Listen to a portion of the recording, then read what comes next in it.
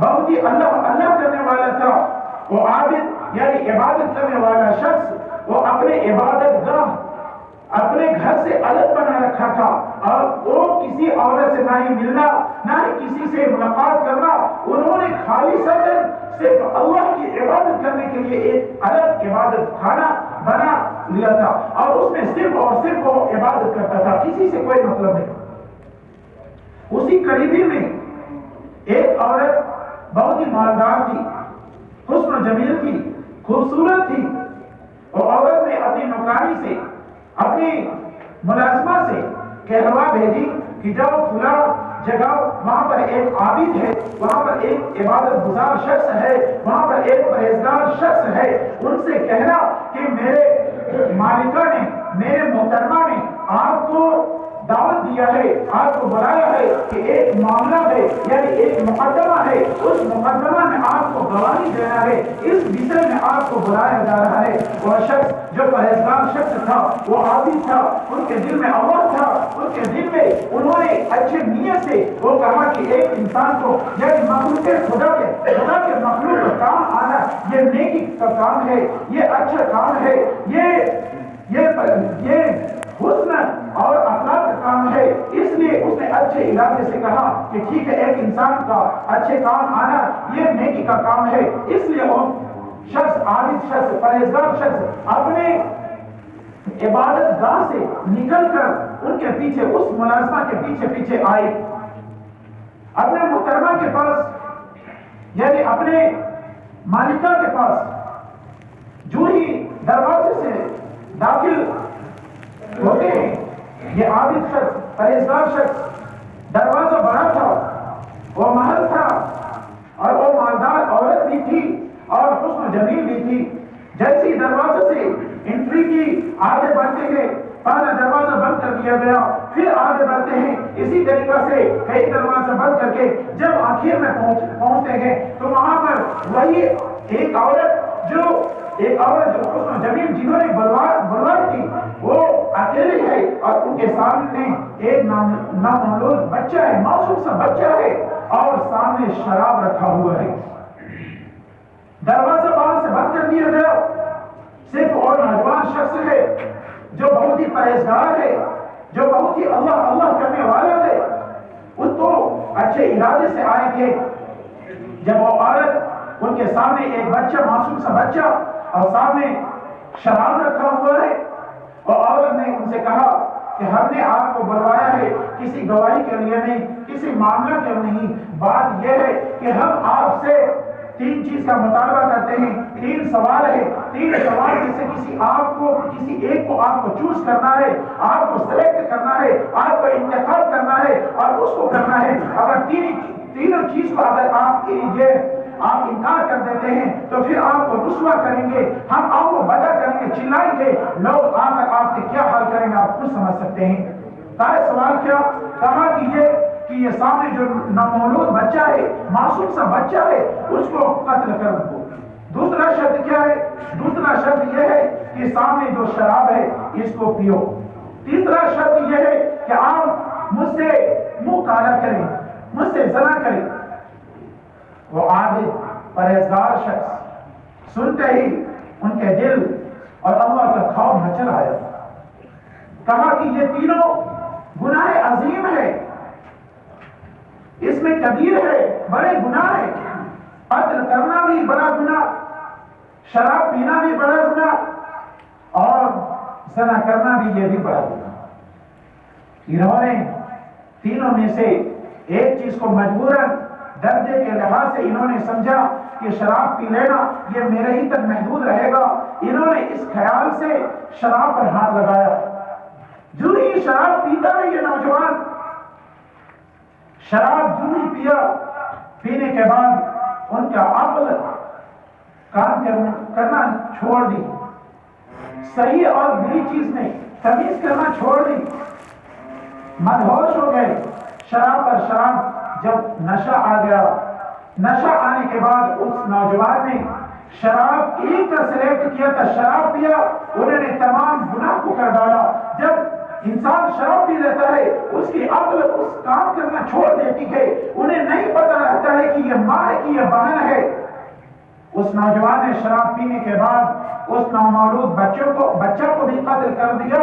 اور شراب پینے کے بعد اس عورت سے بھی زنا کر لیا۔ پتہ چلا کہ یہ گناہ، یہ شراب پینا، جوئے کھیلنا، یہ اسم کبیر ہے، بڑے گناہ ہے۔ جب انسان اس کو کر لیتا ہے تو اس کے اندر سے حیوانیت جگ اٹھتی ہے۔ تو دوستوں اور بزرگوں، اسی طریقہ سے ایک دوسری حدیث میں حضور پاک صلی اللہ تعالیٰ علیہ وسلم نے فرمایا کہ ایک یہودی کے اندر بھی اس کے پاس بھی ایک نوجوان تھے، ان کے پاس بھی ایک یہی شرط، تینوں شرط رکھا گیا، اس میں ایک شرط اور اضافہ ہے کہ خنزیر کا گوشت رکھا گیا، کیونکہ یہودی کے اندر بھی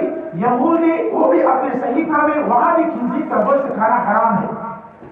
لیکن جب اس میں یہ بڑھایا گیا کہ خنزیر کا گوشت، مگر جب وہاں پر بھی جب سلیکٹ کرنے کی بات آئی تو یہ تین شرطیں میں سے انہوں نے بھی پہلا شرط کو قبول کیا، یعنی یہ شراب پینے کو انہوں نے گوارا کر لیا۔ اس نوجوان نے بھی، دوسرے نوجوان نے بھی جب شراب پی لیا تو یہ تمام چیزیں پھر کر ڈالا۔ پتہ چلا کہ یہ شراب پینا یہ اسم کبیر ہے، یہ حرام ہے۔ آقا مدنی حضور پاک صلی اللہ تعالیٰ علیہ وسلم نے فرمایا ہے کہ من شرب خمرا، کہ جو شخص نے شراب پی لیا ہے، خرج نور ایمان من جوفی،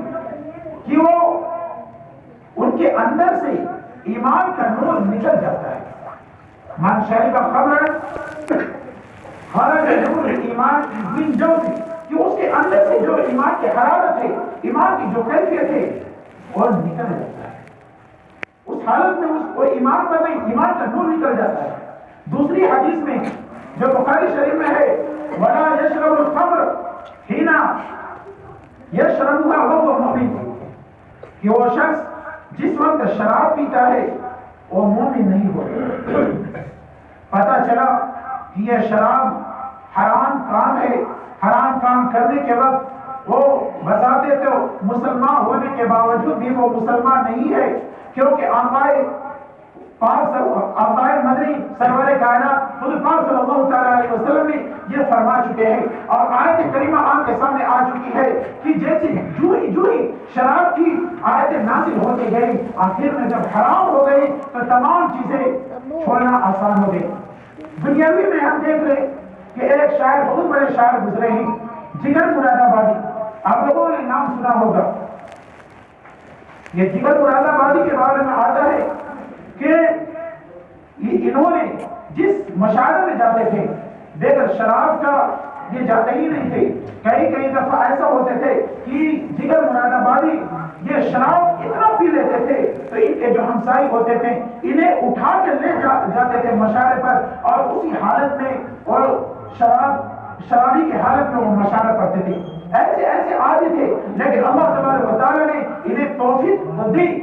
انہی کا ایک شعر ہے، یہ عشق نہیں آسا بس اتنا سمجھ لو، یہ آگ کا دریا ہے ڈوب کے جانا ہے۔ یہ جگر میں ہی مراد آبادی کی ہے۔ انہوں نے ایک مشاعرہ میں جب اللہ تبارک و تعالیٰ نے انہیں توفیق دی، توبہ کی، حکیم الامت حضرت اشرف علی تھانوی رحمۃ اللہ علیہ جب ان کے ہاتھ میں انہوں نے گئے اور توبہ کے لیے ہاتھ بڑھایا اور کہا کہ آپ میرے لیے دعا فرما دیجئے، دعا آپ 4 چیزوں میں فرما دیجئے کہ اللہ تبارک و تعالیٰ ہمیں اس سے پرہیزگار بنا دے۔ پہلا کہا کہ آپ دعا کر دیجئے کہ اللہ تبارک و تعالیٰ ہمارے اندر سے جو شراب کی عادی ہے یہ شراب کو چھوڑ دے۔ دوسرا فرمایا کہ ہمیں اللہ تبارک و تعالیٰ یہ داڑھی رکھنے کی توفیق عطا فرمائے۔ تیسرا فرمایا کہ اللہ تبارک و تعالیٰ ہمیں حج کی توفیق عطا فرمائے، اور چوتھا فرمایا کہ اللہ تبارک و تعالیٰ جب اس دنیا سے ہمیں لے جائے تو خاتمہ ایمان پر فرمایا۔ حکیم الامت حضرت اشرف علی تھانوی رحمۃ اللہ علیہ نے ان کے لیے دعا فرمائی، اللہ تبارک و تعالیٰ نے انہیں توبہ قبول فرمایا اور ان کے حق میں دعا قبول فرمائی۔ آخر وقت میں جب یہ بیمار پڑ گئے، یہ تو پورے لوگ اس سے متاثر تھے، سب لوگ اس کی جانتے تھے کہ یہ جگر مراد آبادی ایسے شاعر ہے جو تمام لوگوں میں فیمس ہے، پرسد ہے، مشہور ہے. لوگ بڑے بڑے ڈاکٹر آئے باہر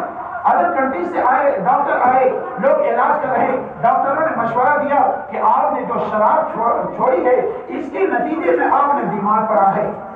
تو جگر مراد آبادی نے جو شاعر, انہوں نے کہا کہ کیا ہم شراب اگر شروع کر دے پی لے تو کیا ہم ٹھیک ہو جائیں گے؟ تو ڈاکٹروں نے کہا کہ ہاں آپ ٹھیک ہو جائیں گے. تو فرمایا جگر مراد آبادی میں کہ یہ بتائیے کہ آپ لوگ کہ ہم کتنا دن تک ہم زندہ رکھ سکتے ہیں. تو ڈاکٹروں نے اس کے حالات کے مطابق ظاہری شکل و صورت دیکھ کر انہوں نے فیصلہ کیا کہ 8-10 سال آپ آرام سے جی جائیں گے. جگر مراد آبادی نے تمام چیز چھوڑنے کے بعد انہوں نے اپنا ایک فیصلہ لیا اور ممبئی میں ایک مشاعرہ تھا. مشاعرہ میں انہوں نے ایک اور شاعر پڑھتا ہے کہ چلو دیکھ آئے تماشا جگر کا, چلو دیکھ آئے تماشا جگر کا, سنا ہے وہ کافر مسلمان ہو گیا ہے. انہوں نے یہ مشاعرہ ممبئی میں پڑھا تھا. ممبئی سے اپنا آبائی وطن مراد آباد آ رہے تھے کہ اس سے پہلے ان کے شاعر ان کے قصبے میں پہنچ چکے تھے شاید. اب جس